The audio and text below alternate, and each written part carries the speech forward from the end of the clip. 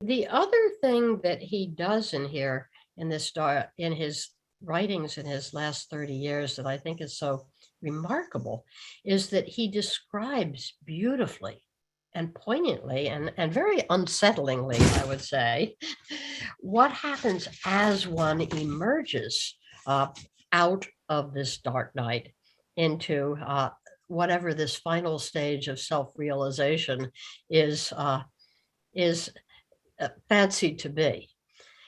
And classically, it looked like, well, you come out of this dark night of the spirit, this terrifying dark tunnel, and you emerge into this kind of wonderful light. They call it unitive, and the language is always nuptial. It's the language of the wedding feast, and it lets people think that this is a more intense kind of love, like conjugal love amongst newlyweds, where you're so close that the union of hearts and wills is just knit, and you become one, like a husband and wife become one.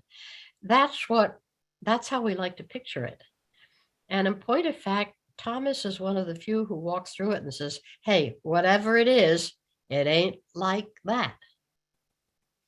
And he joins in a rather radical thing that says, to begin with, we don't even awaken out of it. We awaken in it. And finally discover that, we've gotten adjusted to the terrain and our eyes have gotten subtle enough that we're beginning to pick up something else in the terrain that we missed before.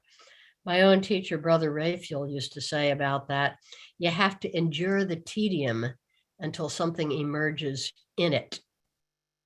Not out of it, but in it. You catch something. So Thomas, in the poem number 5 in the sacred, in the sacred embrace, the secret embrace, called The Last Laugh, describes this. This moment when something emerges in it, when you're just really accustomed finally to, there's nowhere to go, there's nowhere to be. Thomas writes, nowhere is my destination and no one is my identity. That's the steady state as this dark night gives way and reveals that it's at the same time the beginning of the unitive.